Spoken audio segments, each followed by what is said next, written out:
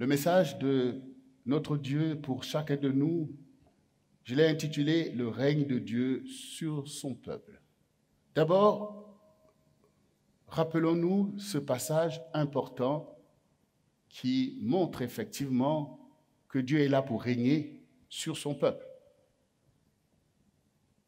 Ce qui est tout à fait normal, puisque nous sommes le peuple de Dieu.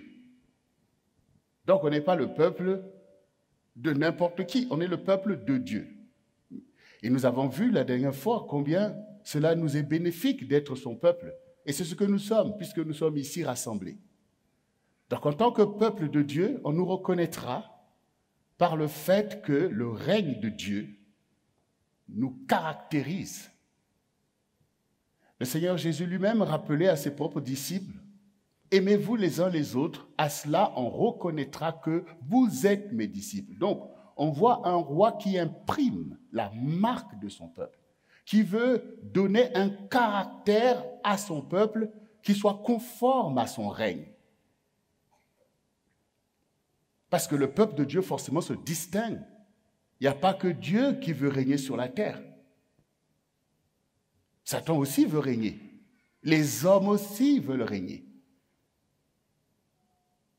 Et quand vous lisez la Bible, on voit bien que du temps du roi un tel, donc on montre toujours comment le roi imprime son peuple par son règne. Et nous-mêmes, qui sommes ici en France, on voit même que chaque quinquennat, il y a des présidents qui sont mis en place et qui impriment en fait la marche de la nation par ce qu'ils pensent, par leur vision en fait des choses.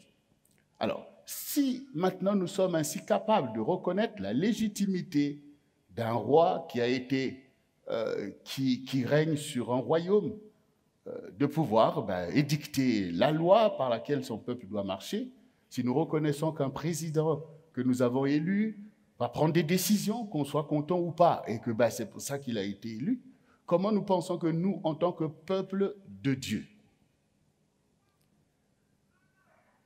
que Dieu va dire, bon là, vous êtes mon peuple, marchez comme vous voulez, vous êtes mon peuple. Donc ça n'a pas de sens. Si nous sommes le peuple de Dieu, ça veut dire que Dieu est à la source de notre façon d'être, de notre façon d'agir.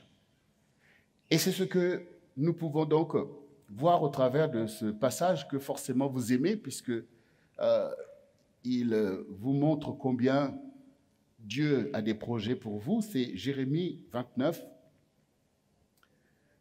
le verset 11 que nous connaissons, qui dit « Car je connais les projets que j'ai formés sur vous, dit l'Éternel, projets de paix et non de malheur, afin de vous donner un avenir et de l'espérance. » Donc nous voyons qu'effectivement, si Dieu a des projets, donc ça veut dire qu'il veut nous guider, puisque ces projets-là, il faut rentrer dedans. Et ce sont ces projets-là qu'il veut faire prévaloir dans nos vies. Vous voyez? Mais dans la vérité, chacun de nous a des projets qu'il veut que Dieu puisse accomplir. Ce qui n'est pas la même chose. Et la plupart de nos prières, c'est ça. Seigneur, fais ceci pour moi. Seigneur, fais ceci. Et Dieu entend. Il dit, mais à qui j'ai dit? Car je connais les projets que j'ai formés sur vous. Ça veut dire qu'à un moment donné, si nous sommes le peuple de Dieu, nous devons savoir que Dieu a des projets pour nous. Donc, au lieu que de nous laisser parfois gangréner par nos projets dont nous ne savons même pas l'inspiration, commençons à dire, Seigneur, révèle-moi, montre-moi les projets que tu as pour ma vie, pour ma maison, pour ma famille, les projets que tu as pour nous en tant que peuple, pour le CRC. C'est quand même ça qui doit nous unir en fait. Cette unité, c'est par les projets, puisque Dieu a formé aussi le projet de notre unité. Vous voyez? Il a conçu un ministère pour nous. Mais qu'est-ce qui peut poser problème?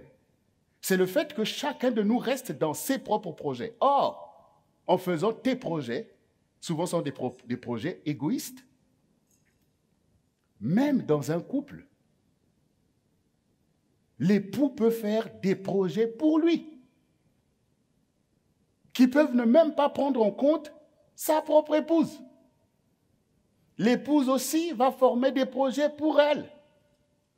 Comment on va avoir l'unité puisque chacun fait des projets en fonction de moi, je pense, je veux. C'est la cause de la division du peuple de Dieu. C'est des projets de chacun faits en fonction de tes réalités, de tes émotivités, toutes ces choses. Et donc même dans la famille, c'est la zizanie. Parce que tes projets sont à ta hauteur. Mais si tout le monde recherche les projets de celui qui domine, qui est au-dessus de nous et qui connaît l'intérêt des uns des autres, même tes propres projets ne pourraient même pas te bénir toi-même. Parce que tu fais des projets dans l'instant. Beaucoup ne seraient même pas capables de faire des projets à terme. Parce que c'est l'immédiateté. Ce que tu penses à l'instant, dans la réalité dans laquelle tu es enfermé, c'est ça que tu fais des projets. Mais quand les temps changent, tu n'as pas la hauteur de vue que Dieu a. Donc, bien-aimés, pour avancer en tant que peuple béni de Dieu, tout commence toujours par le fait de considérer le peuple de qui nous sommes. Et donc, à partir de là, reconnaître à Dieu la légitimité de nous guider. De former des projets qui sont d'abord à sa gloire. Est-ce que Dieu a créé le monde pour que ça soit à son malheur ou à sa gloire? Donc, reconnaître d'abord la légitimité du roi, la gloire du roi, celui qui nous a formés, que ses projets sont plus viables que les nôtres et sont plus légitimes. Parce que nous ne nous sommes pas créés nous-mêmes. C'est lui qui nous a créés. Et donc, nous sommes dans son univers.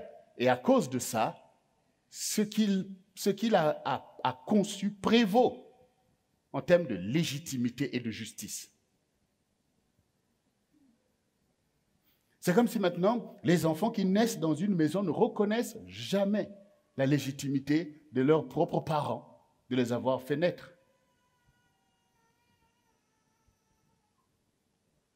Et comme je l'ai déjà dit ici, dans la réalité, il n'y a que dans les dessins animés, notamment le Kiroku. Le Kiroku, en fait, vous voyez que le petit il sort lui-même du sein maternel et commence à donner des leçons à ses propres parents. Mais ça, c'est des dessins animés. Mais dans la réalité, quand un enfant vient au monde, il découvre ce que déjà ses parents ont fait.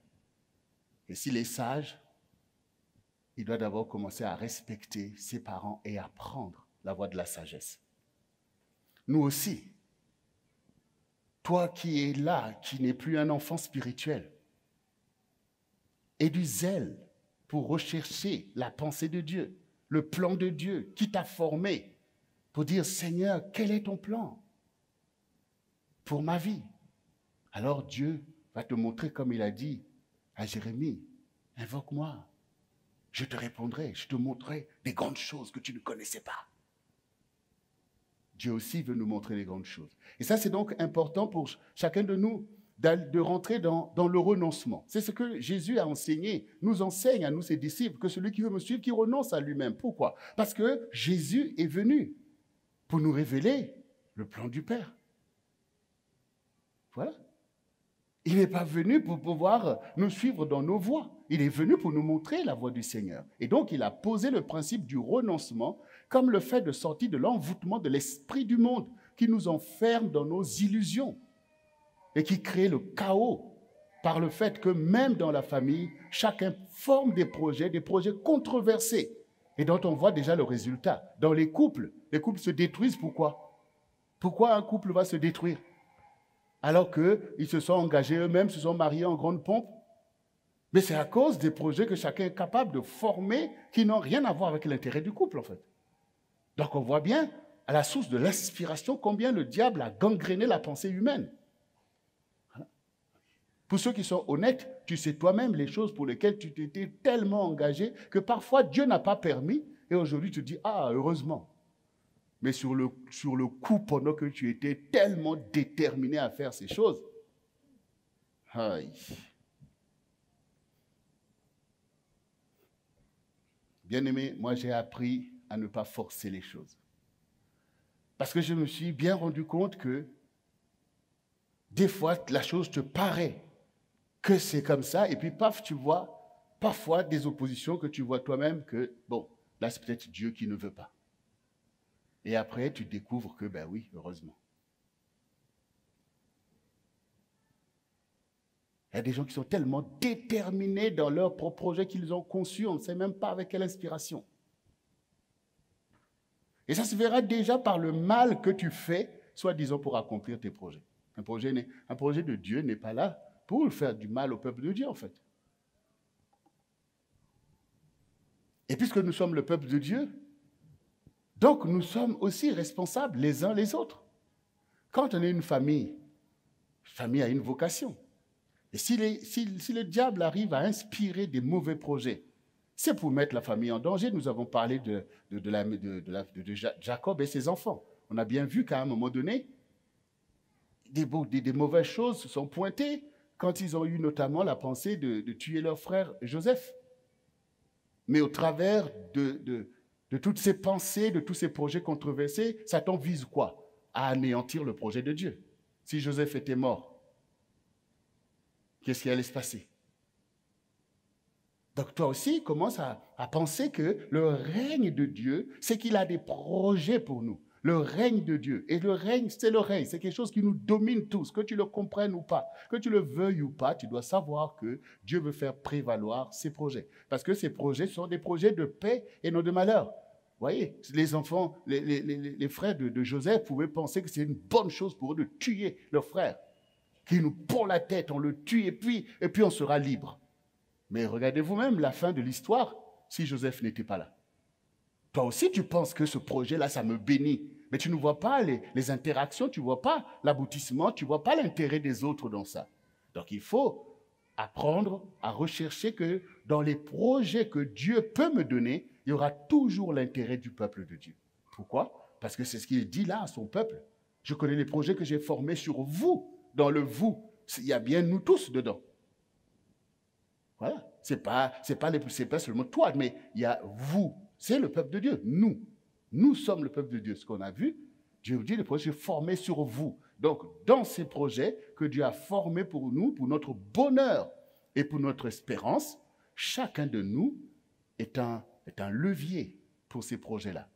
Chacun de nous est un canal pour atteindre ce bonheur en tant que peuple de Dieu. Donc, chacun, à partir de là, doit se dire, je veux porter ces projets pour le peuple de Dieu. Donc, on n'accepte pas des choses fantaisistes que le diable vient donner aux égoïstes, aux méchants, et qui sont là pour mettre la zizanie dans le monde. Mais nous, en tant que peuple de Dieu, chacun doit porter des projets dont on voit l'intérêt du peuple de Dieu, dont on voit l'intérêt de la famille, dont on voit l'intérêt du couple.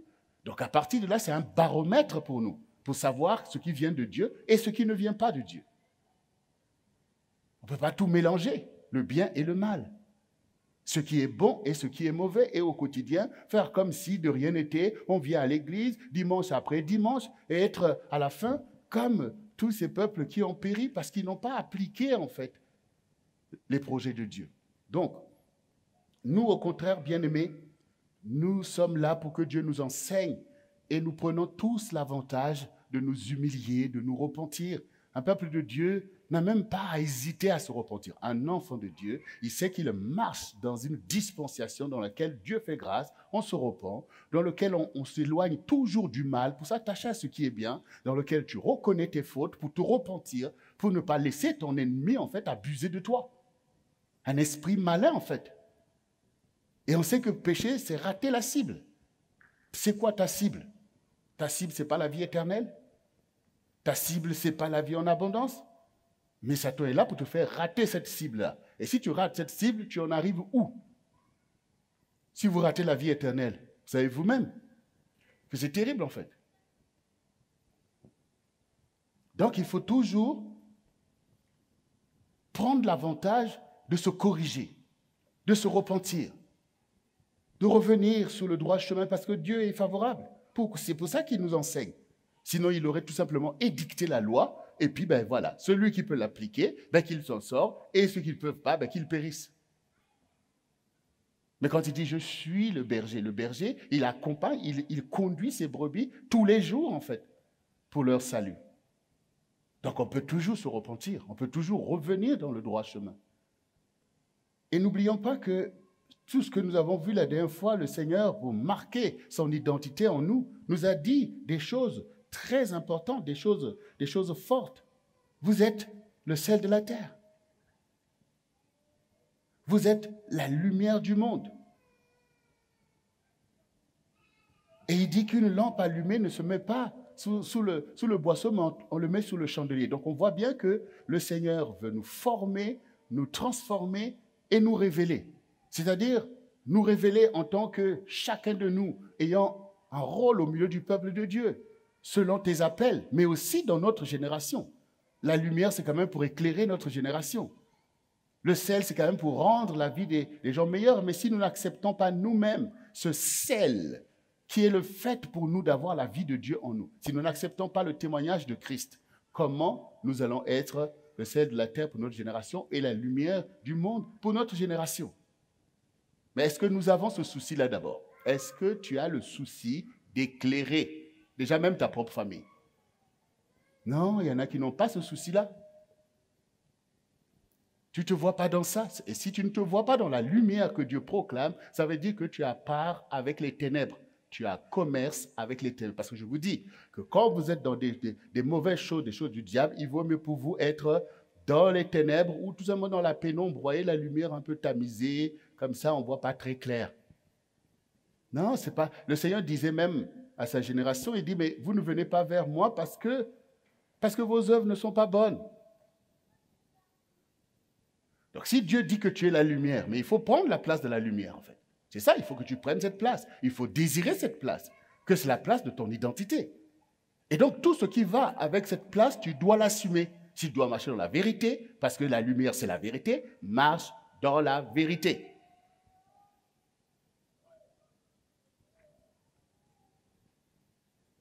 C'est important d'assumer cette place. Que je ne suis pas là pour être dans la malice, mais j'accepte l'intelligence, ce qui est différent. Parce que l'esprit du monde, c'est la malice en fait, qui est plus malin que l'autre. Non, Dieu te rend intelligent. Et par l'intelligence, tu reconnais que Dieu est légitime de régner sur toi. Et que quand Dieu met sa bannière sur toi, c'est pour te protéger. Donc du coup, tu le reconnais. Les enfants le reconnaissent aussi. Quand les parents peuvent mettre des règles, ils savent que les parents veulent qu'on atteigne, qu'on réussisse les études, enfin toutes sortes de choses. Mais quand maintenant c'est la malice, ben voilà, l'enfant rentre dans une rébellion. Donc, il faut que tu acceptes ce que Jésus te dit, parce que c'est lui ton roi, c'est lui ton Dieu. Ce que Jésus te dit, tu es ce. Donc, il te donne ton identité, ce qui est tout à fait normal. Quand nous sommes venus au monde, c'est bien nos parents qui nous ont dit que tu t'appelles David. L'enfant n'a pas dit, ah non, moi, ce n'est pas ce prénom-là que je veux. Ah ben oui, l'enfant finit par accepter. Donc, quand Jésus te dit, tu es le sel, ben, tu acceptes, je suis le sel. Et du coup, tu verras la fonction du sel et tu feras comme le sel. Si je te dis que tu es la lumière, donc tu acceptes et tu vas briller comme la lumière. C'est-à-dire ton témoignage, c'est quelque chose qui inspire tout le monde. Même les païens, en fait, ils reconnaissent ces choses. Ils disent vraiment, tu nous inspires, vraiment. Ils reconnaissent en fait les valeurs. Même s'ils ne sont pas avec toi à l'église, mais ils reconnaissent des bonnes valeurs. Ils reconnaissent des personnes qui sont en fait des bons témoignages pour une génération. Ils reconnaissent les valeurs, même si ils ne s'obligent pas à les suivre, mais ils reconnaissent que non, lui vraiment, eux vraiment, ben oui, il faut que tu acceptes ça. Il faut accepter. Parce que si tu n'acceptes pas, le diable va voir que, ah, lui, je peux lui donner un autre nom. Et il va venir te donner un autre nom. Et je peux vous dire que vous voyez que dans la Bible, les noms sont importants, non? Eh bien, mais regardez, même la gloire de Dieu est attachée à son nom. Donc, le nom, il est important. Bon, je ne suis pas en train de rentrer dans l'enseignement sur les noms après, ceux qui ont des noms peut-être un peu comme ça. Non, je suis en train de vous parler, quand Dieu te donne un nom, il y a une identité qui va avec. Et l'ennemi aussi donne des noms. Voilà. C'est-à-dire une identité spirituelle qu'il veut attacher à toi. Il faut refuser et accepter le nom que Dieu te donne. Je suis la lumière. Et nous, en tant que peuple de Dieu, on n'est pas là pour être dilués, qu'on ne voit pas notre identité. Le Seigneur nous a clairement dit dans 1 Pierre 2, 9, qui nous dit, vous, au contraire, vous êtes une race élue. Qui nous a élus? c'est bien le Seigneur lui-même. Mais il faut qu'on marche comme des élus. Hein? Un sacerdoce royal, nous servons Dieu dans une onction royale. C'est la vérité. Une nation sainte. Voyez, une nation sainte. Ben, si vous regardez vous-même, le peuple du Seigneur, c'est une nation sainte, une grande nation. Si vous rassemblez tout le peuple, en tout cas ceux qui se réclament du Seigneur, vous voyez vous-même que c'est une puissante nation. Mais qu'est-ce qui peut faire que l'impact de cette nation ne soit pas en train, là, de régner? C'est le caractère de ce que je suis en train de dire. Chacun vit sa petite vie, ne rentre pas dans l'identité de Dieu, et du coup, voilà, chacun s'amoindrit de telle ou telle manière. On ne peut pas assumer, en fait, cette gloire, cette révélation. Donc, du coup, si la lumière ne brille plus, voyez. Mais c'est ce que Dieu dit que nous sommes. Ça veut dire que quand nous voulons être le peuple de Dieu, nous devenons une sainte nation, un peuple acquis. C'est-à-dire que Dieu nous a acquis par son sacrifice à la croix, et donc nous lui appartenons. Nous lui appartenons. Il faut que tu travailles ton appartenance à Dieu. Il ne faut pas être dans l'apparence de la piété. Il ne faut pas être, on va à l'église. On n'est pas là pour des religiosités. Et c'est ça. Le monde est un monde religieux. On n'est pas là pour ça. On est là pour être des disciples de Christ. Parce qu'il nous a acquis, il nous a rachetés. C'est ce qu'il faut connaître. Et donc, tu t'attaches. Voyez, même les fils de Zébédée, avec leur mère, ils sont venus. Maître, quand tu reviens dans ton règne, que mes fils soient l'un à ta droite, l'autre à ta gauche. Donc, on voit que, même si ça paraît impertinent, peut-être dans leur façon de penser, mais on sent quand même chez eux un désir de s'attacher à leur appartenance au Seigneur, d'être ses disciples. C'est ça leur aspiration. Et ça se vit avec tous. On n'a pas vu qu'il y en a un qui a rétrogradé. Tous, ils ont donné leur vie dans cette affaire parce qu'ils ont reçu la révélation de la vérité. Donc, ils se sont attachés. Toi aussi, tu dois travailler à t'attacher au Seigneur. Il ne faut pas te contenter de croire que oh, je prie. Non, travaille à t'attacher à lui. Comme ceux qui l'ont suivi, toi aussi, suis-le au quotidien par ta façon d'être. Jésus a dit que je suis ceci. Jésus me recommande telle chose. Il me prescrit telle chose. C'est ton engagement à cette directive qui crée cet attachement au Seigneur. Et le Seigneur le voit aussitôt. Il le reconnaît aussitôt et il répond aussitôt. Parce qu'il sonde les cœurs et les reins. C'est ce qui détermine tes motivations, tes pensées. C'est comment tu orientes ta pensée vers quel objectif. Or, ton objectif, c'est de t'attacher au Seigneur parce que tu es un disciple de Jésus. Et nous travaillons aussi à nous attacher au Seigneur ensemble, donc à nous attacher les uns les autres.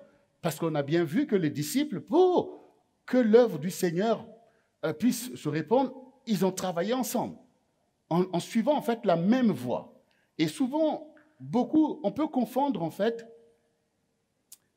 vous voyez, il y a beaucoup de débats sur le corps de Christ. Le corps de Christ divisé ou telle chose. Mais ce qui nous unit, c'est d'obéir au Seigneur en fait. C'est-à-dire que ce qui nous unit, c'est d'obéir au Seigneur. Quand nous regardons les disciples de Jésus, ils étaient unis. Donc, chacun peut avoir une direction, une directive. À Paul, Dieu lui a dit d'aller vers les païens. À Pierre, Dieu lui a dit de s'occuper des frères, de les encadrer. Et les autres ont pu travailler de telle ou telle manière, mais dans l'esprit, dans le cœur, ils sont unis. Rien ne pouvait les empêcher de traiter des sujets. Donc, quand vous voyez les membres que nous avons, Dieu ne demande pas à la main d'être à la place du pied. Mais le pied doit faire son travail, la main doit faire son travail, les yeux doivent faire leur travail, les oreilles doivent leur faire travail. Et tout cela, ça forme un corps. C'est le corps de Christ. Ça veut dire que quand Dieu a appelé, les prophètes doivent faire le travail de prophète. Les apôtres, le travail d'apôtre. Les évangélistes doivent faire le travail d'évangélistes. Les pasteurs, le travail des pasteurs. Les docteurs, le travail des docteurs. Les diacres, le travail des diacres. Les anciens, le travail des anciens. Et les ministères d'aide, les intercesseurs. les équipes de travail, là que chacun doit faire le travail. En faisant le travail, c'est le corps en fait qui fonctionne, comme quand vous voyez, naturellement, vous vous levez, vous n'avez même pas besoin de réfléchir, les pieds se mettent sur leurs deux pieds, ils sont en train de marcher, pendant que sur la tête fait telle chose, et c'est le corps qui se meut pour accomplir les choses.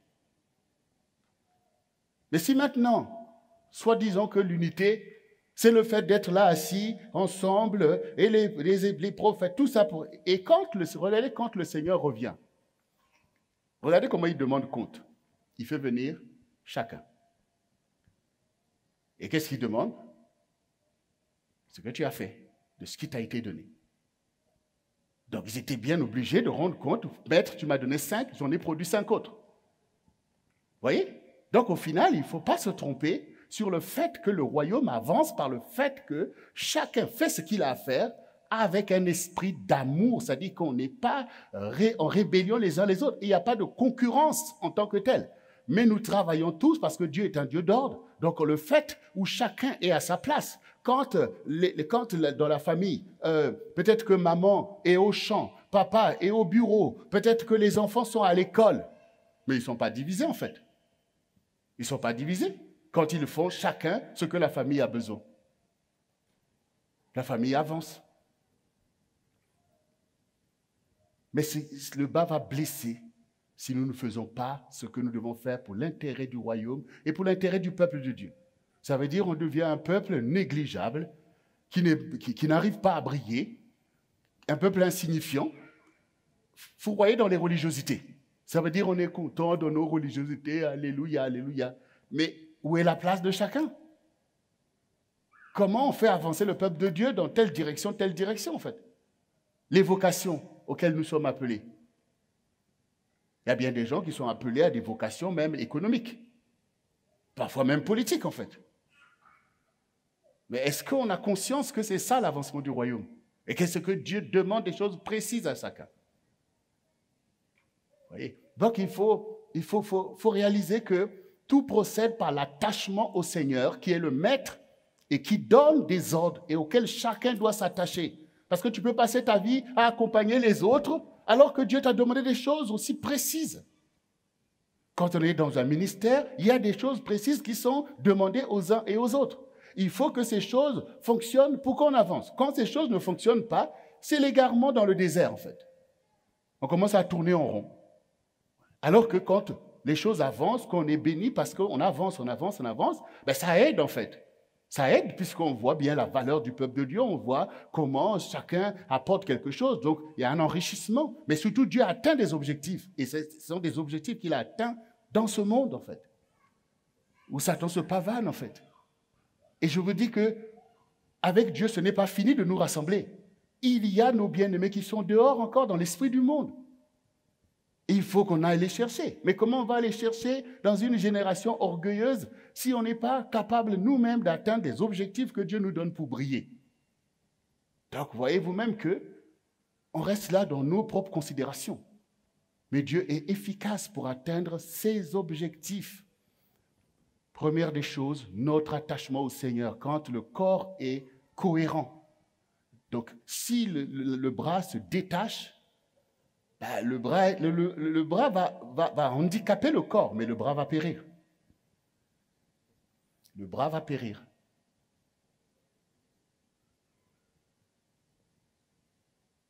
Et malheureusement, pour beaucoup, ça se passe comme ça, en fait.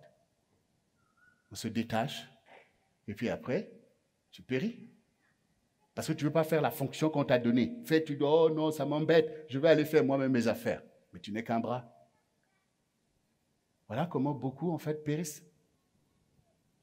Tu n'es qu'un bras. Mais tu es utile. Mais tu n'es qu'un bras. Et tu es utile parce que tu es attaché au corps. Si tu te détaches, tu vas périr. Donc, acceptons l'attachement. Et nous sommes utiles parce que nous sommes attachés au Seigneur. Et nous sommes utiles parce que nous sommes attachés les uns les autres. Parce que l'attachement, comme le Seigneur c'est la tête, tout est attaché et tout fonctionne aussi en cohérence. Je peux toucher les mains, les deux mains, je peux toucher le pied. Donc ça veut dire qu'ensemble aussi, nous sommes cohérents par cette vitalité, par ce dynamisme. lorsque nous poursuivons les objectifs que la tête a donnés, c'est-à-dire le Seigneur, par son enseignement, par ses prescriptions, bien-aimés. Alors, donc, c'est très important pour nous d'avancer, parce que le but du Seigneur, c'est quand même que nous puissions atteindre des objectifs, et des objectifs sont là devant nous. Ils sont là, énormes, parce que chacun de vous reçoit des choses que Dieu veut faire, on voit. Et on voit aussi les défis de notre génération. Et nous avons une responsabilité dans tout ça. En tout cas, Dieu nous envoie à faire face à beaucoup de choses. Donc, prenons d'abord l'avantage d'être le peuple de Dieu et qui marche véritablement selon la voie du Seigneur. Et ici, il y a quand même un rappel à l'ordre que le Seigneur lance au travers de tout ce que nous sommes déjà en train de voir. Dans Ésaïe 1, Ésaïe, c'est un livre très important. Un livre très important qui annonce la venue du Seigneur Jésus au milieu du peuple de Dieu. Donc c'est important pour nous de méditer ça, puisqu'on voit que les enfants d'Israël, c'est vraiment le peuple de Dieu. Mais quand on voit le règne, on voit le tumulte entre Dieu et eux. Et c'est aussi, malheureusement, parfois le cas au milieu de nous que nous ne comprenons pas le règne de Christ et qu'on se retrouve un peu dans ce type de situation. Ésaïe 1, du verset 2 au verset 7. Cieux, écoutez, terre, prêtez l'oreille, car l'Éternel parle. J'ai nourri et élevé des enfants, mais ils se sont révoltés contre moi. Le bœuf connaît son possesseur et l'âne la crèche de son maître. Israël ne connaît rien. Mon peuple n'a point d'intelligence. Malheur à la nation pécheresse, au peuple chargé d'iniquité, à la race des méchants, aux enfants corrompus. Ils ont abandonné l'Éternel, ils ont méprisé le Saint d'Israël, ils se sont retirés en arrière. Quel châtiment nouveau vous infligez quand vous multipliez vos révoltes? La tête entière est malade et tout le cœur est souffrant. De la plante des pieds jusqu'à la tête, rien n'est en bon état. Ce sont des blessures, contusions et plaies vives qui n'ont été ni pensées, ni bandées, ni adoucies par l'huile. Donc ce livre important d'Ésaïe s'ouvre en fait par ce constat accablant où la vie du peuple ne correspond pas au règne de Dieu. Et donc Dieu fait un rappel à l'ordre. Et je vous dis que ce rappel à l'ordre a tellement choqué les enfants d'Israël que Ésaïe a été scié. Vous avez vu comment il est mort, Ésaïe? Ils l'ont tenu et puis ils l'ont scié, ils l'ont coupé en deux. Parce qu'ils n'ont pas accepté ce message, ils n'ont pas accepté ce rappel à l'ordre. Parce que du coup, pour eux, nous sommes le peuple de Dieu, nous sommes le peuple de Dieu, mais ce message, il détonne. Et donc, nous, parfois, on peut être fiers de soi, disons, de ce que nous sommes, même si on est loin de pratiquer les choses de Dieu. Et puis, on se révolte contre les gens que Dieu envoie pour vouloir nous sauver, en fait. Voilà. Et vous savez vous-même que quand on est dans la religiosité, c'est tellement important d'écouter des choses agréables, alléluia, tout va bien, que comme si Dieu approuve tout ce que tu fais en fait, alors que tu sais toi-même qu'il y a des choses qui ne vont pas dans ta vie. C'est ce qu'on appelle la démangeaison d'écouter des choses agréables. Et il y a même des serviteurs que Satan est capable de faire monter pour te donner des choses agréables qui te réjouissent, alors que tu vois toi-même que tu as besoin au contraire d'être sorti, en fait, de tes dérives, de tes mauvaises voies. Et la dernière fois, le Seigneur disait que vous n'allez pas échapper à la captivité parce que ton iniquité n'a pas été exposée. Donc c'est important. On est là pour sanctifier le peuple de Dieu. On est là pour aller enlever ce qui ne va pas. Regardez avec tout ce qui se passe dans ce monde, avec les pandémies. Quand les gens sont malades, on fait quoi? On les laisse rester là et après les gens sont en train de mourir. En fait, il faut guérir les gens. Il faut appliquer des remèdes, il faut y travailler. Il ne faut pas dire, bon, comme là, en plus, hier encore, j'ai entendu une de mes filles en Côte d'Ivoire que voilà, son papa, c'était en Angleterre, alors qu'il avait 60 ans, il était en bonne santé. Bon, il a attrapé ce truc-là, la femme m'a appelé, non, c'est bon, restez, si au bout de 9 jours, ça ne change pas et on viendra et tout. Eh oui, mais sauf que vous venez au bout de 9 jours, la personne a déjà des atteintes pulmonaires graves et puis finalement la personne a péri. Le péché, c'est la même chose, en fait. On banalise, on laisse, ça gangrène. Après, ça devient des addictions terribles qui sont capables de t'emmener loin de Dieu. Et même à causer dommage sur dommage. Donc la parole que le Seigneur envoie ici est forte parce que Dieu veut régner. Il dit, voilà, j'ai nourri des enfants.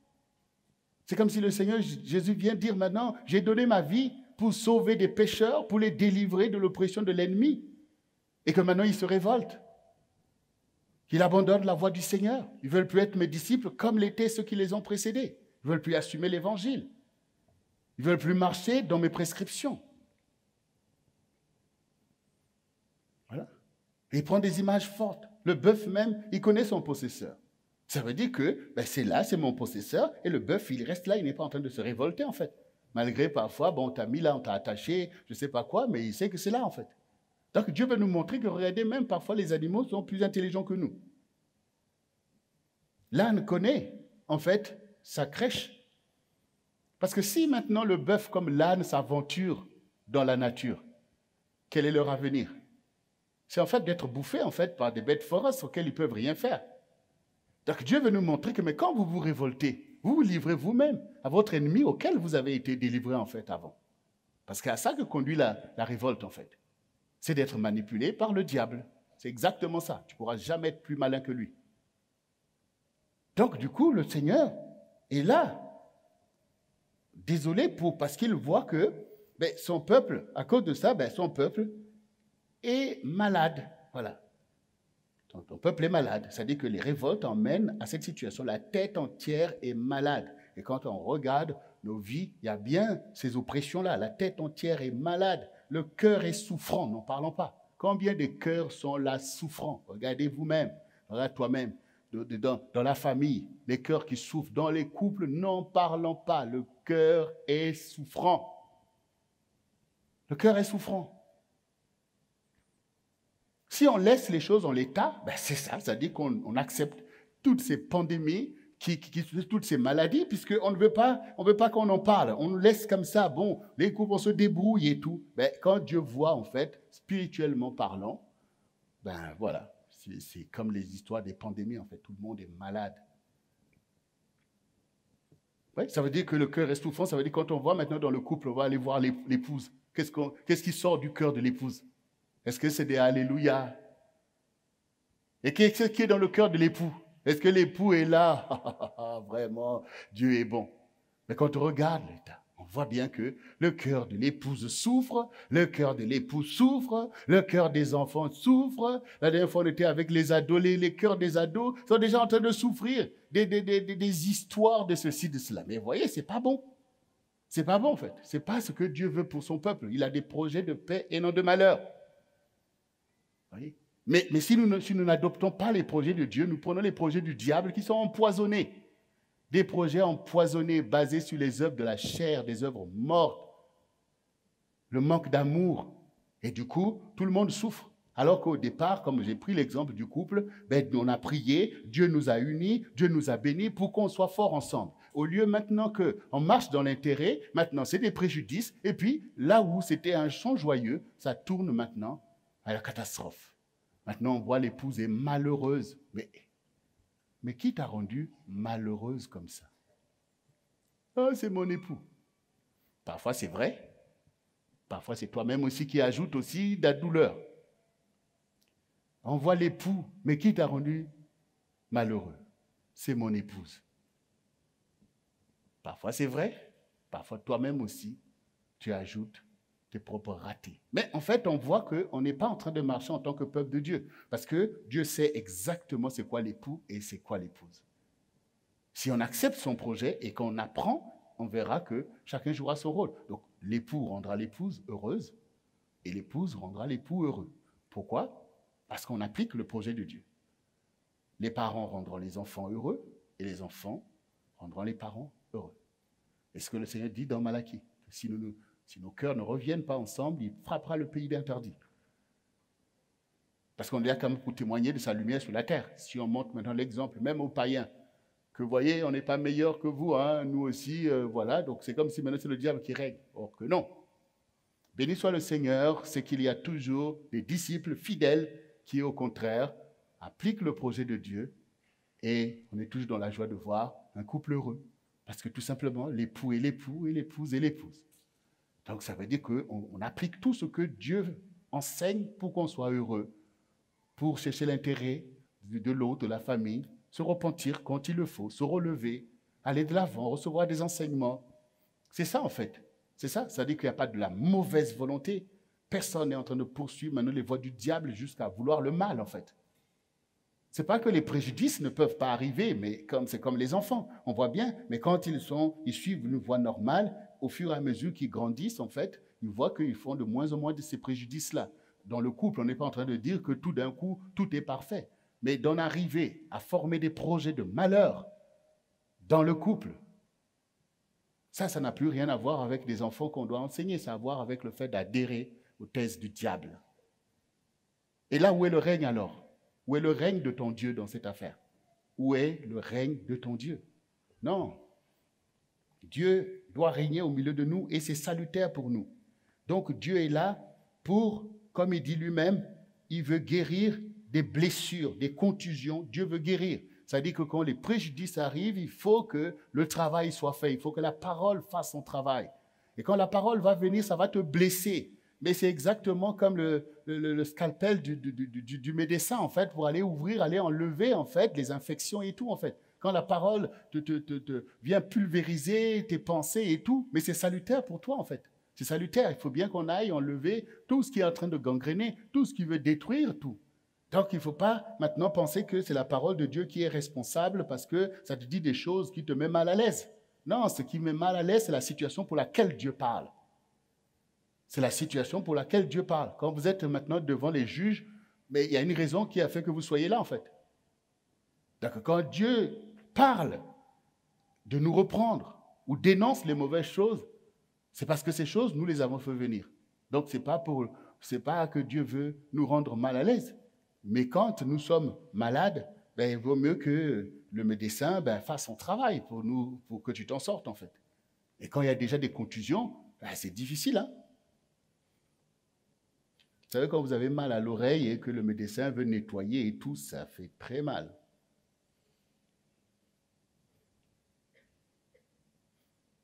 Vous savez que l'oreille est très sensible. Enfin, je dis ça parce que derrière moi, quand j'allais voir maman, alors elle avait un problème à l'oreille et puis elle me dit « Ah papa, ça faisait vraiment très mal. » Je dis « Ben oui, maman, c'est très très mal. »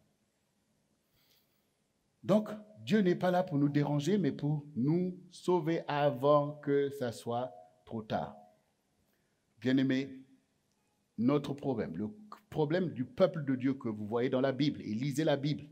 Quand vous lisez, soyez intéressés à vous poser des questions, c'est ça, méditer la parole. Se dire, mais comment ils sont allés jusque-là? Alors que là, ça a commencé comme ça. Bon, Dieu dit ça. Pourquoi? C'est ça. En fait, il faut méditer la parole pour voir la situation du peuple de Dieu. Il faut que vous puissiez voir parmi les peuples de Dieu, lesquels se sont égarés, combien ont réussi. Parmi les serviteurs de Dieu, parmi les prophètes, quel est le pourcentage de ceux qui ont été dans le droit chemin et le pourcentage de ceux qui se sont égarés. Là, ça va réveiller votre esprit pour réaliser que il y a plus de facteurs qui pourraient vous emmener loin de Dieu parce que l'ennemi déploie en fait une séduction terrible. Donc, vous allez commencer vraiment à être zélé pour aller travailler pour anéantir les choses qui pourraient erroner votre marche parce que vous savez que c'est comme les virus en fait. Hébreux 3 du verset 4 au verset 10 nous dit « Chaque maison est construite par quelqu'un, mais celui qui a construit toute chose, c'est Dieu. Pour Moïse, il a été fidèle dans toute la maison de Dieu, comme serviteur pour rendre témoignage de ce qui devait être annoncé. Mais Christ l'est comme fils sur sa maison, et sa maison, c'est nous. Pourvu que nous retenions jusqu'à la fin la ferme confiance et l'espérance dont nous nous glorifions. C'est pourquoi, selon ce que dit le Saint-Esprit, aujourd'hui, si vous entendez sa voix, n'endurcissez pas vos cœurs, comme lors de la révolte. le jour de la tentation dans le désert, où vos pères me tentèrent pour m'éprouver, et ils virent mes œuvres pendant 40 ans. Aussi, je fus irrité contre cette génération, et je dis, ils ont toujours un cœur qui s'égare. Ils n'ont pas connu mes voies. Le grand danger pour le peuple de Dieu, c'est-à-dire pour les enfants du Seigneur, c'est le cœur qui s'égare toujours. Un cœur qui s'égare toujours. C'est ce qu'on appelle un écueil. Un esprit erroné. Dans la vérité, quand on s'égare et que les gens ont souci de toi pour venir te sortir de ton égarement, en principe, tu devais t'égarer moins parce que tu as compris qu'on peut s'égarer. Mais quand le Seigneur pointe ici au niveau des enfants d'Israël, et comme de nous aujourd'hui, puisque toi-même tu es témoin de ta propre vie, un cœur qui s'égare toujours, ils ont toujours un cœur qui s'égare, ils n'ont pas connu mes voies. Et la suite est terrible, parce que le Seigneur dit, à cause de ça, ils n'entreront pas dans mon repos. Parce qu'ils ont un cœur qui s'égare toujours. Je fais comme ça. Pour les ramener, ils s'égarent encore. Et c'est quand même ce qui ressort quand vous lisez la parole. Donc du coup, vous commencez à voir en fait une réalité terrible. C'est-à-dire que Dieu vient pour régner au milieu de son peuple qui doit être reconnaissant comme on l'a fait. Aujourd'hui, on a dit louons le Seigneur, on est là parce qu'il en est digne de nos louanges. Maintenant, quand il vient, c'est maintenant lui le serviteur pour essayer de suivre. Non, en fait, comme ça, où est le règne? Où est le règne du roi? Donc c'est ça que Dieu est en train de dire. Mais pendant 40 ans, ils ont vu mes œuvres. Je les ai nourris, j'ai fait ceci. Mais au lieu que Dieu reçoive la gloire, il ne reçoit pas la gloire. Pourquoi? Parce qu'ils ont un cœur qui s'égare toujours. Et vous pouvez vous-même être affligé quand vous avez un enfant qui s'égare toujours. Regardez ce que ça produit comme sentiment. Quel que soit ce que vous faites, vous vous retrouvez toujours dans la même case, en fait. C'est comme si vous avez un enfant délinquant. Paf, vous êtes convoqué à la police. Bon, vous venez parce que c'est votre responsabilité. Ah, d'accord, tac, on a fait, et puis bon, voilà. Et puis, on a signé, ne fait plus. Vous arrivez, vous faites asseoir votre enfant. Surtout ne recommence pas. Oui, papa, oui, maman. Bon, c'est bien, on prie. Et puis, quelque temps plus tard, vous êtes convoqué à la police. Ou alors, c'est autre chose. Vous voyez? Donc, vous réalisez que, son cœur s'égare toujours. S'égare toujours parce qu'il y a des choses, des élans dans son cœur qui n'ont rien à voir avec la voie que vous voulez lui enseigner.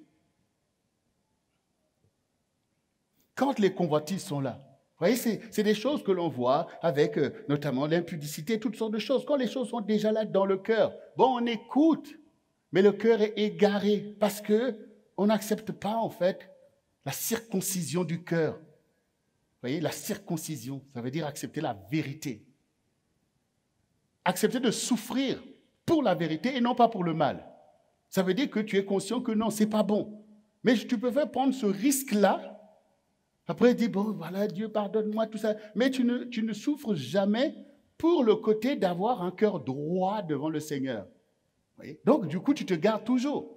Bon, au moment où tu es en train de te garer toujours, parce qu'il faut quand même voir la suite, parce qu'on voit que, oui, je me suis égaré, mais Dieu dit, il faut pardonner 7 fois, 77 fois. Soit, parce que Dieu pardonne effectivement toujours. Mais il y a un enjeu que tu ne prends pas en compte.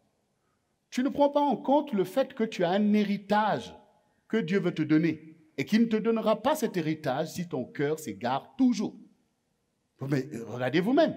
Vous avez un héritage, vous voulez que votre enfant puisse gérer cet héritage, mais son cœur s'égare toujours. Donc vous êtes en train d'attendre en fait.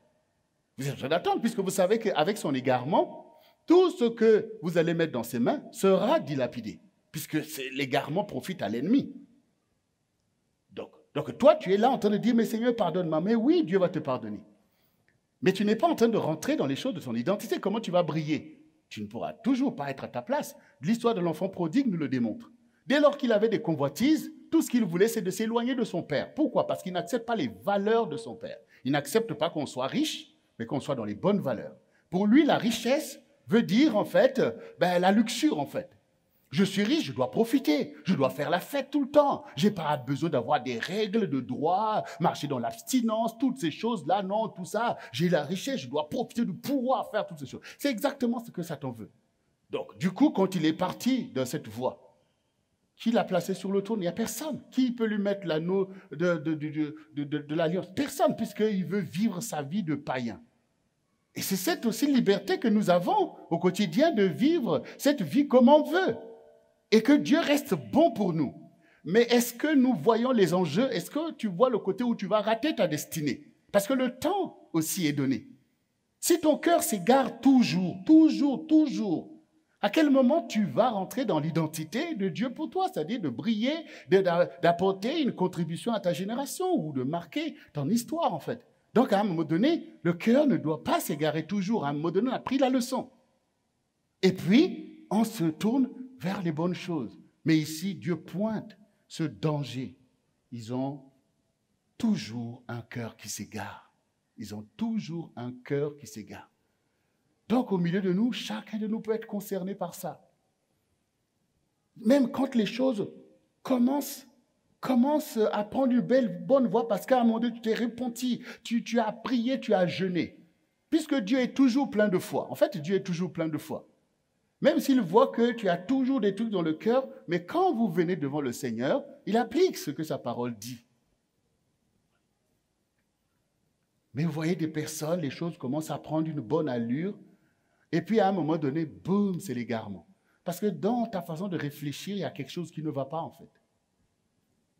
Quand tu as souffert d'un mauvais choix, et que tu en es sorti par la grâce de Dieu, plus les jours passent, plus tu banalises ce qui s'était passé. Oh, ce n'était pas important. Et tu es prêt à prendre le même risque. Un cœur qui s'égare toujours. Un cœur amnésique, où tu as oublié les choses qui se sont passées. Tu as oublié le danger dans lequel toute la famille s'était retrouvée à cause de tel choix que tu as fait. Le diable travaille à cela, en fait. Le diable travaille à cette amnésie d'un cœur léger. Voilà. En fait, c'est un cœur léger. Parce que c'est le contraire d'un cœur profond qui médite en profondeur. Mais quand j'avais fait ça, ça m'avait donné ça. Vous voyez? Un cœur qui s'applique, en fait. Parce que tu veux réussir ta vie et que Dieu attend aussi de toi. Donc, le diable travaille à te donner un cœur léger. Ce que Dieu appelle dans les proverbes insensé. Et c'est un comportement que Dieu déteste. Pourquoi? Parce que l'insensé, il n'est pas en réalité méchant, mais il a un comportement léger. Et donc, il bascule tout le temps vers la méchanceté, alors que c'est un enfant de Dieu, en fait. C'est pour ça qu'il appelle insensé, c'est-à-dire qu'il n'est pas dans le bon sens. Dans le bon sens, quand Dieu t'enseigne, tu finis par t'en sortir. Quand tu jeûnes, tu finis par comprendre les réalités spirituelles. Donc, dans le bon sens, Dieu te délivre. Tu vois que tu es délivré, et ça donne une vie. Mais dans le côté insensé, le côté léger, ben c'est voilà, toujours le bien et le mal, le bien, le mal, le bien, le mal. Donc, tu n'atteins jamais l'objectif pour le bien pour lequel tu t'es levé. Donc, c'est un cœur léger qui ne médite pas en profondeur. Tu as oublié ce qui s'est passé hier et tu es là dans tes émotivités sur l'instant. Donc, ce sont des comportements préjudiciables pour le peuple de Dieu parce qu'ils mettent en brèche le règne de Dieu. Parce que dans le règne de Dieu, il doit prendre les enfants d'Israël en Égypte et il doit les emmener dans la terre promise qu'il a promis à leurs ancêtres. Donc son règne doit se manifester et tout le monde doit voir que Dieu règne et il est capable d'accomplir la liberté de son peuple. Mais les insensés qui se sont retrouvés là, qui ont péri dans le désert, n'ont pas voulu de ce règne. Non, Dieu nous conduit là-bas parce qu'il nous déteste. On préfère l'Égypte. Vous voyez, c'est le cœur léger, le cœur qui s'égare toujours. Alors qu'ils ont vu que Dieu a frappé Pharaon. Ils ont traversé la mer Rouge par les prodiges de Dieu. Arrivés devant leurs ennemis, ils ont oublié la puissance de Dieu et ils voulaient maintenant lapider Moïse et mépriser Dieu. Vous voyez, c'est un cœur qui s'égare toujours. Un cœur qui s'égare toujours. Que ça ne soit pas l'objet de ton état d'esprit. Dieu même nous éprouve en fait. Vous voyez, dans le passage qu'on a lu, il dit quelle épreuve vous infligez. Donc, Dieu, effectivement, nous inflige des épreuves. Mais quand il nous inflige ces choses, c'est pour nous faire avancer. Voilà. Quand Dieu te reprend, c'est parce que tu as une destinée. Il y a un endroit où il veut t'emmener. Mais si ton cœur s'égare toujours, tu es dans un cercle vicieux. Quand les choses veulent réussir, l'ennemi va activer quelque chose d'erroné qui est en toi pour que tes réflexions tournent en fait à la catastrophe. Tu perds de vue l'intérêt de Dieu, l'intérêt du peuple de Dieu. Tu perds de vue les valeurs de l'unité, de l'amour, les uns les autres. Et boum, tu te fourvoies toi aussi dans l'esprit du monde. L'égoïsme, voilà, qui est effectivement ce genre de cœur en fait. Tout d'un coup, tu vois toi, moi. Tu as oublié que Dieu est là pour son royaume. Tu as oublié que Dieu est là pour que tu sois la lumière, le sel des autres, en fait. Tu vois maintenant ton intérêt. Mais ton cœur est égaré dans ça, en fait. Et le monde enseigne ces choses. Parce que dans le monde, on enseigne l'individualisme. C'est exactement le contraire de l'Esprit de Dieu qui fait de nous le peuple de Dieu, où on est là dans le don de soi, où on souffre les uns pour les autres, en fait. Mais dans l'esprit de l'égarement, ah non, ça, il me prend la tête, elle m'embête, il m'embête. Donc, tu t'égares dans l'orgueil. Ton intérêt, c'est que toi, en fait. Tu ne comprends pas que dans l'amour, on souffre les uns pour les autres. Puisque Jésus, dont tu es le peuple ou le disciple, lui a donné sa vie pour toi, alors qu'il n'a rien fait. Donc, du coup, si tu es son disciple, comment tu penses que dès que l'autre te pose problème, tu dois t'en débarrasser? Donc, du coup, est-ce que ça, ce n'est pas l'égarement?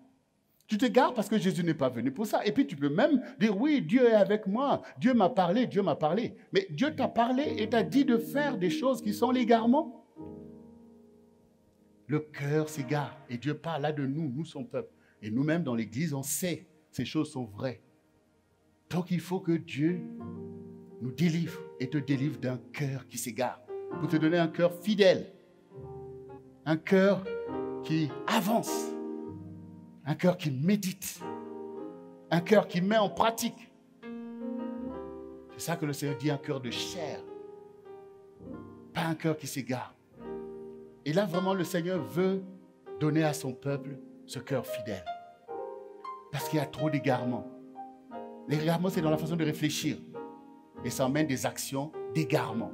Et les préjudices, c'est contre nous-mêmes. Voilà. C'est contre nous-mêmes les préjudices, en fait. Bien sûr, ça offense Dieu. En fait, ça offense son règne.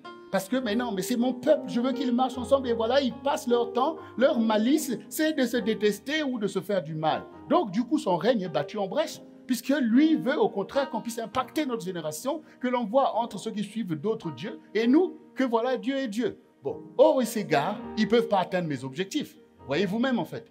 Si chacun de nous est égaré, donc on ne peut pas atteindre les objectifs de Dieu. Et en quoi est-ce que ça va profiter à Dieu pour être, soi-disant, nous accompagner dans nos égarements? Ça n'a pas de sens, en fait. Ça n'a pas de sens. Mais c'est pourtant ce que l'on peut voir. Parfois, le cœur du peuple de Dieu, de beaucoup, s'égare, comme dans un cercle vicieux de reproduction des mêmes préjudices. Tout ça, c'est le challenge, bien-aimé. Nous sommes le peuple de Dieu, c'est vrai. Et nous acceptons l'identité, c'est que nous devons ramener nos cœurs ensemble. Notre cœur doit s'attacher fidèlement à Dieu. Et en s'attachant fidèlement à Dieu, c'est que nous pratiquons la parole. C'est la parole qui détermine. Si tu es fidèle à Dieu, tu fais ce qu'il dit. C'est ce que Jésus a dit, celui qui m'aime fait mes commandements. Donc au quotidien, si nous sommes appliqués à obéir à la même parole, nos cœurs marcheront fidèlement, ils ne vont pas s'égarer puisque cette parole dicte sa loi au quotidien. Satan te propose quelque chose, dit non, Jésus dit de ne pas faire. Et du coup, on s'applique, même si ça te fait souffrir, mais en fait, c'est ça, circoncire le cœur, en fait. Parce que quand on faisait la circoncision, la chair souffre, en fait. Et d'ailleurs, le Seigneur a fait même encore plus en disant, prends ta croix. C'est sur ta propre croix que tu vas crucifier les élans de la chair qui veulent t'égarer, parce que l'égarement vient des tendances de la chair. C'est déjà semé par le péché d'Adam au milieu de toi, la rébellion, toutes ces choses, c'est déjà là. Mais en fait, ce n'est pas la chair qui va prévaloir. Parce que maintenant, spirituellement, tu n'es plus un bébé. Tu es maintenant un disciple. Et un disciple devient un maître, en fait. C'est-à-dire quelqu'un qui maîtrise un domaine. Et à cause de ça, tu as compris que non, je ne veux pas jouer avec les tendances de la chair. Ça risque de m'égarer. Ça m'a déjà égaré. Je vais m'égarer toute ma vie. Je ne vais pas m'égarer toute ma vie. Dieu a de la miséricorde, on pardonne à un enfant. Mais s'il devient adulte, continue à faire les mêmes choses, là on voit que ce n'est plus l'histoire d'un enfant qu'il faut être patient. Là c'est une perte. Là c'est déjà une perte.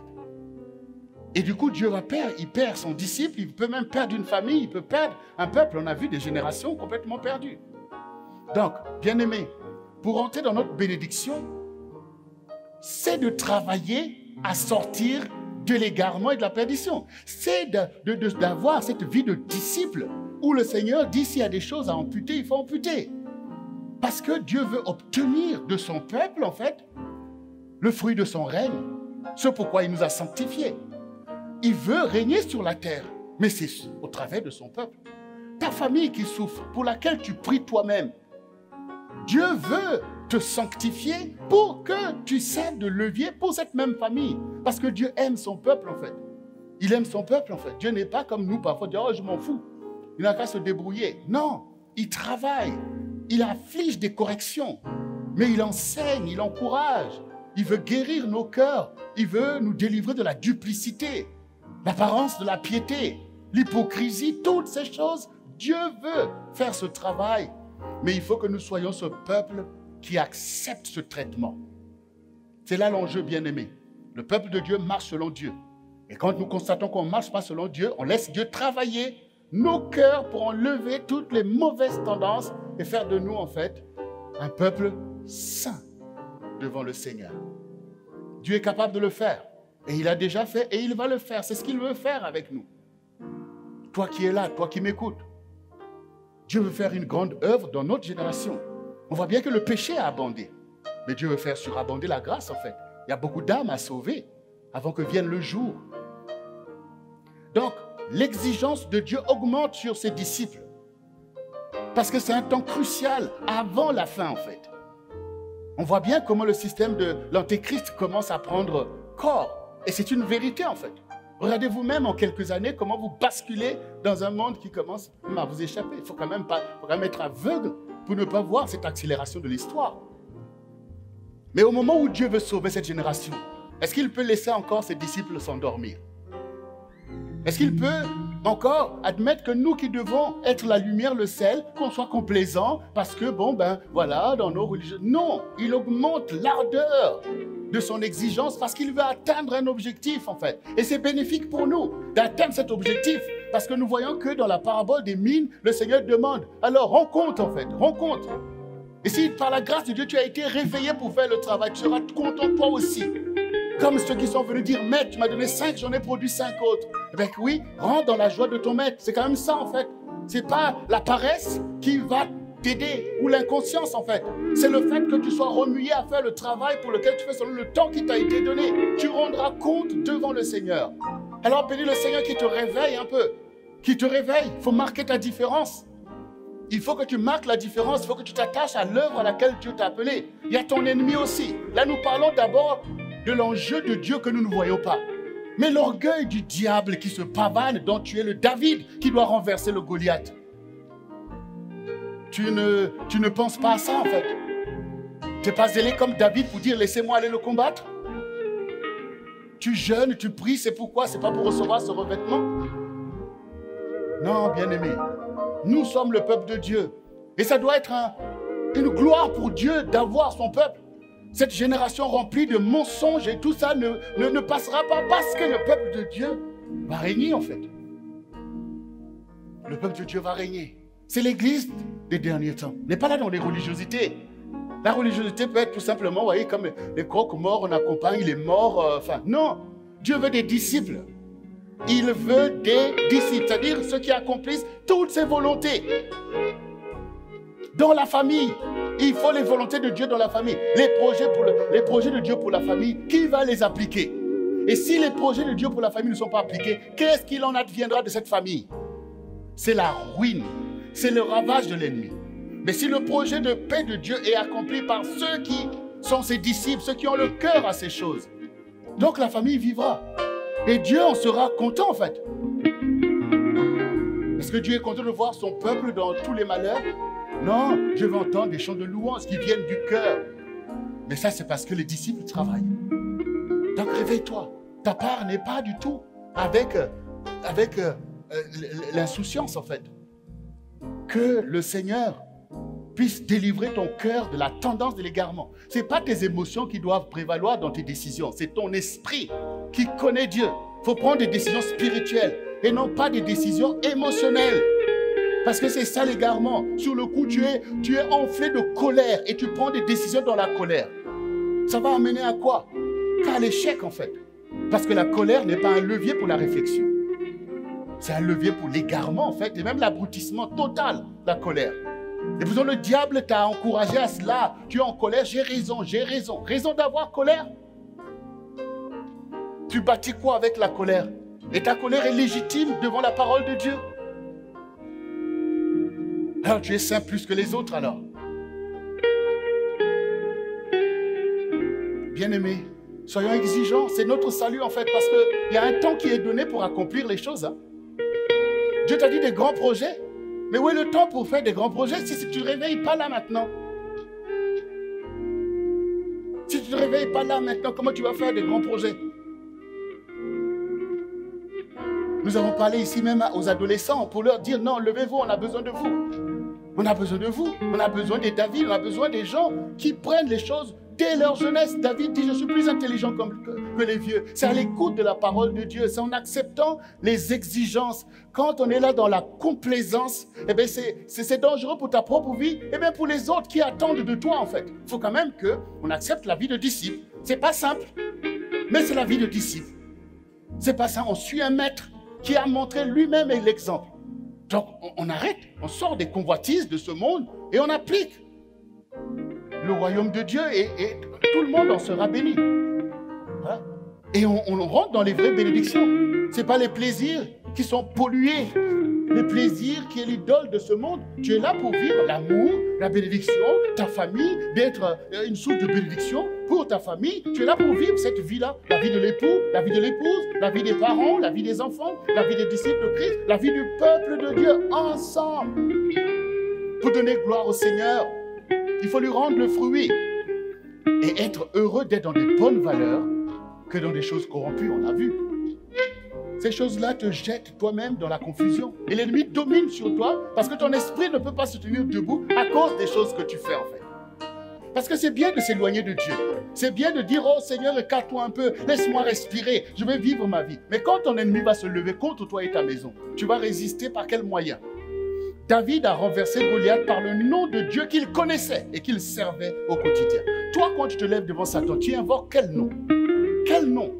Si tu passes ton temps à t'éloigner du Seigneur, dans les choix que tu fais, dans les choses que tu fais, même si tu viens à l'église, mais les choses que tu fais sont devant Dieu un éloignement certain. Et Dieu ne va pas t'acclamer. Tu vas appeler Dieu et il va venir au jour de ton danger. Mais il faut quand même lire la parole. Non, bien-aimé, on ne se moque pas de soi-même, on ne se moque pas du peuple de Dieu et on ne se moque pas du Seigneur. Il y a une destinée à toutes les voies qu'on suit sur la terre. Les gens vont périr loin de Dieu. Mais toi, Dieu a formé le dessein de te sauver, toi et ta maison. Il faut marcher dans les voies du Seigneur. Et c'est bénéfique pour nous tous, en fait. Parce que l'onction de Dieu, on en a besoin. La gloire de Dieu, on en a besoin. Les pillages dont nous parlons, que Dieu veut dire restitution. Comment l'ennemi arrive à piller? Comment il arrive à marcher, détruire, si ce n'est pas parce que le règne de Dieu est absent? Mais le règne de Dieu est absent parce que le peuple de Dieu ne veut pas que son Dieu règne sur lui.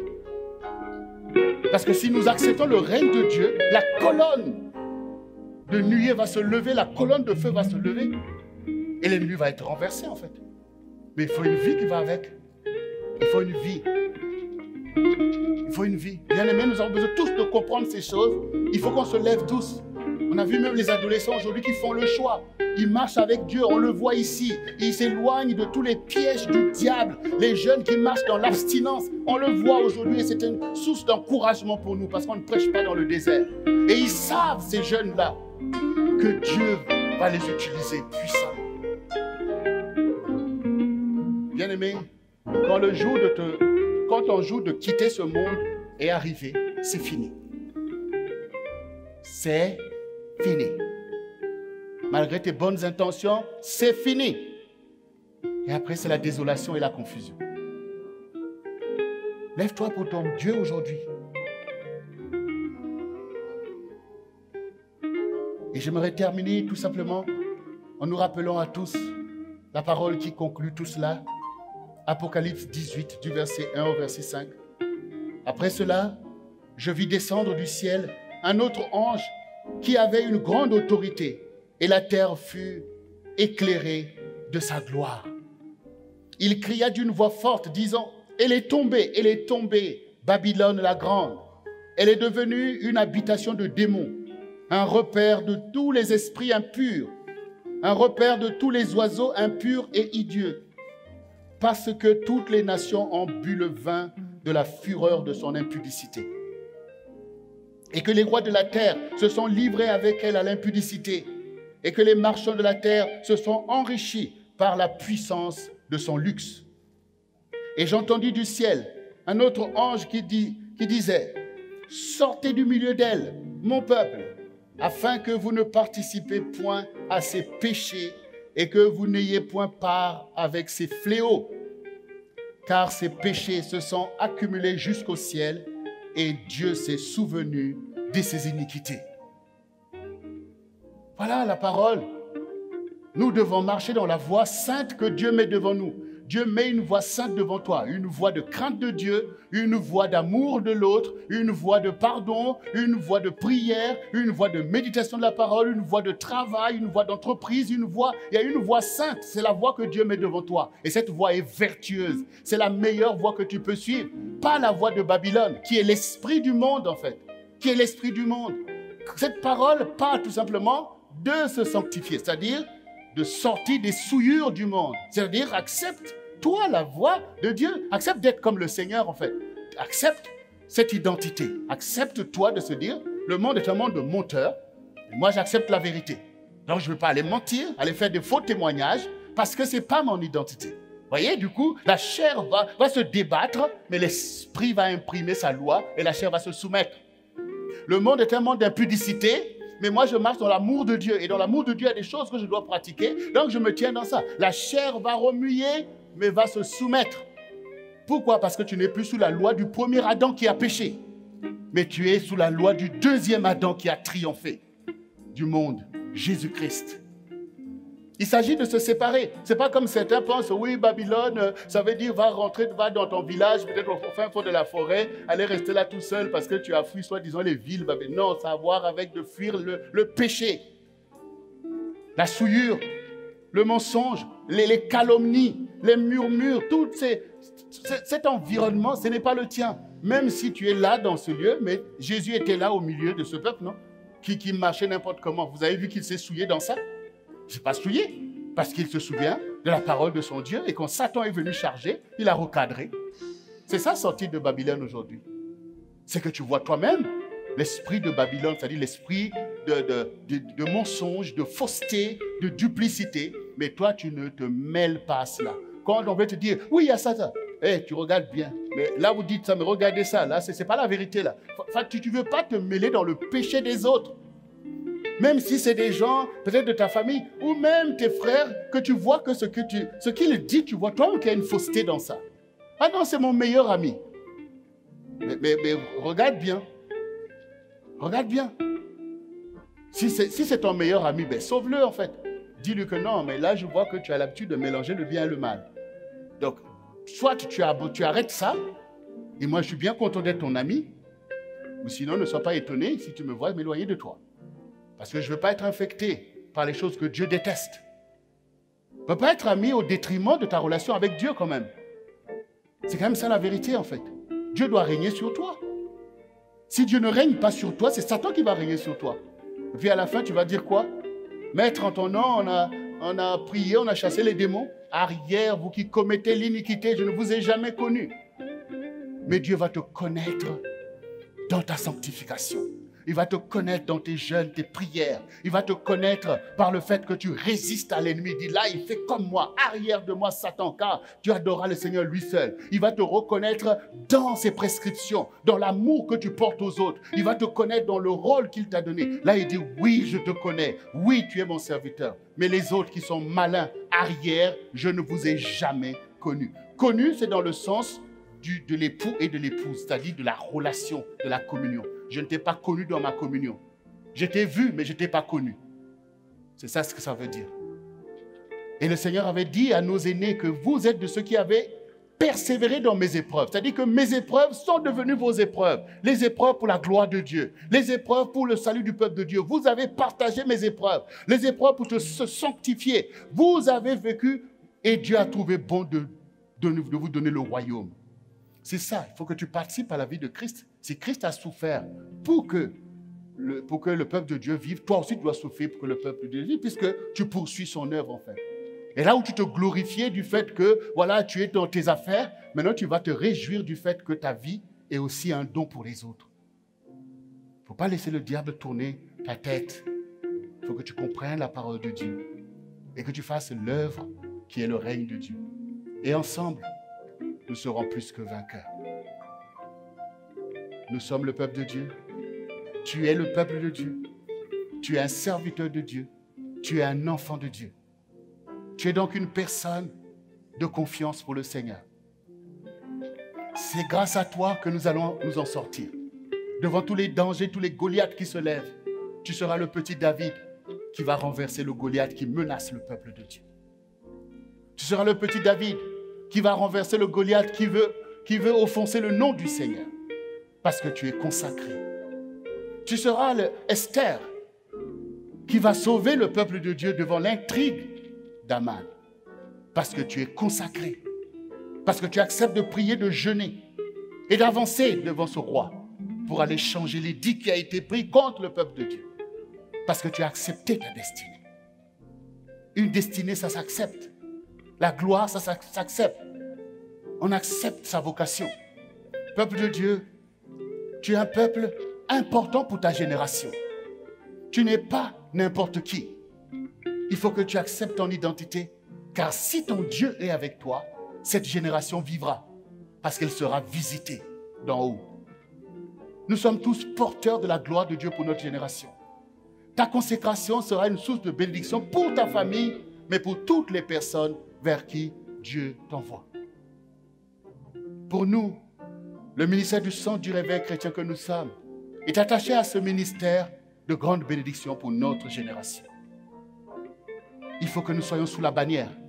Il faut que chacun rentre dans son rang. Il faut qu'on marche, car la trompette a déjà sonné. L'ennemi doit reculer. Et cette génération doit se tourner vers le Seigneur. Il faut se consacrer. Comme tu as été pillé pendant trop longtemps. Et nous savons que Dieu est en train de faire une grande restitution. Cette parole, bien-aimée, nous recadre tous comme on appelle l'armée à rejoindre les bataillons. Rejoins ton bataillon. C'est un message de ton Dieu. Moi comme toi, nous nous mettons sous la bannière et nous allons marcher. Nous allons faire l'œuvre du Seigneur. Et nous allons voir beaucoup de joie et de bonheur, car nous allons voir le relèvement du peuple de Dieu. Par ce message, beaucoup de personnes qui sont responsables de famille, l'époux, l'épouse, vont méditer et se dire non, donnons gloire à Dieu. Revenons ensemble et conduisons notre maison selon Dieu. Oui, c'est ce qui doit se passer. C'est ce qui doit se passer. Car avoir des oreilles fermées est un vrai danger, comme nous l'avons dit au début. Alors, bien-aimé, sois courageux, sois vaillant. Ton héritage, c'est dans la gloire de Dieu. Dieu prendra plaisir à te guérir. Dieu donnera un cœur fidèle. Alors tu te réjouiras dans les choses d'en haut. Et ton temps sera consacré à de bonnes choses. Et un jour, en quittant ce monde, tu diras, merci Seigneur. J'ai fait l'œuvre à laquelle tu m'as appelé de faire. Je t'ai servi et j'ai servi ton peuple. Et ma maison se tient devant toi pour te servir de génération en génération après moi. Dieu est bon pour nous. Et la bannière qu'il déploie sur nous, c'est l'amour. Son zèle sur nous, c'est parce qu'il croit en nous. Et effectivement, nous avons reçu beaucoup. Et il nous mobilise pour accomplir l'œuvre de la fin des temps. Ensemble, soyons solidaires dans cet effort. Nous ne nous jugeons pas les uns les autres. Personne n'est meilleur que l'autre. Mais comme une armée, ils chantent des chansons pour qu'ils soient tous courageux pour aller au front. C'est ce que doit susciter ce message. Les plus forts soutenant les plus faibles. Pas du chacun pour soi, du genre, ah, tu vois, c'est toi qui as le cœur qui s'égare toujours. Hein. Mais non, ce n'est pas ce que tu as été enseigné. toi aussi tu peux t'égarer en le faisant, en agissant comme ça. Si tu te crois meilleur que l'autre, ben tu t'es égaré toi-même par orgueil. Non, bien-aimé. On encourage l'autre pour dire que, mais tu as entendu ce que Dieu a dit. Non, ne t'égare pas. C'est à ça que sert. On n'est pas les juges des uns des autres. C'est Dieu qui est le seul juge. Mais nous sommes les gens qui ont besoin d'être ensemble pour réussir. Même le dernier parmi nous a vocation à devenir le premier. Celui qui était le pécheur invétéré, eh bien, il se laisse toucher et il a vocation à éclairer les autres. Il a même vocation à être là, à ma place, pour pouvoir aussi annoncer la parole du Seigneur. C'est ce que donne la repentance. Et ça doit être le caractère de chacun de nous. Personne ne doit s'égarer dans ses péchés et périr au milieu de ça. Si tu péris au milieu de tes péchés, tu es loin de Dieu. Parce que tu n'as pas voulu te repentir. Et tu ne connais pas la vie de Dieu. Tu iras là où les démons qui ont marché avec toi t'attendent en fait. Mais si tu portes les challenges de Christ, si toi aussi tu te sanctifies, ben toi aussi tu entendras rentre dans la joie de ton maître. Vaut m'être averti que ça soit trop tard. C'est notre rôle, c'est mon rôle de te dire. Dès maintenant, tu es béni, peuple de Dieu, parce que tu as compris qu'il faut accepter le règne de ton Dieu. Et ce règne, c'est un règne de paix et non de malheur, pour nous donner un avenir et de l'espérance. Je demandais de te mettre debout dans ce lieu, et vous qui me suivez, nous allons tous nous mettre debout, parce que Dieu va guérir notre cœur, nous donner un cœur fidèle, et non pas un cœur qui s'égare toujours. Gloire au Seigneur. Bien-aimé, répète après moi ces quelques paroles sur lesquelles je vais élever une prière en ta faveur, parce que tu as pris acte et que tu désires aujourd'hui le règne du Seigneur. Répète après moi, bien-aimé. Seigneur Jésus, me voici devant toi, car j'ai entendu ta parole, j'ai entendu la trompette qui m'a interpellé sur ma destinée, sur ta vocation dans ma vie. Et je reconnais aujourd'hui que tu es un grand roi et que tu es digne de régner dans le ciel, sur la terre et sous la terre, et de régner sur ma vie. Je suis désolé, Seigneur, si j'ai fait prévaloir mes propres intérêts par rapport à l'intérêt de ton royaume. Si je me suis écarté de ton règne, je suis désolé. Je reviens dans la soumission et l'obéissance à ta parole, qui est la vérité. En effet, Seigneur, j'ai expérimenté beaucoup d'échecs, beaucoup de dangers. Et ma vie a souvent été menacée. Mais c'est toi, Seigneur, dans ta miséricorde, qui ne m'as pas abandonné. Mais maintenant, je renonce au cœur qui s'égare toujours. Et je reviens vers toi en acceptant le cœur fidèle que tu me donnes aujourd'hui.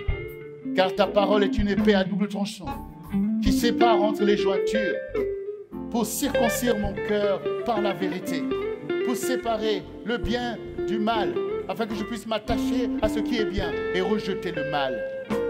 Et je veux accomplir ma destinée, pour accomplir des grandes choses que tu as attachées à ma vie, et d'être moi-même un sujet de gloire pour toi, Seigneur, parce que je suis ton serviteur, ta servante, et d'être un témoignage dans ma maison, dans ma famille et dans ma génération.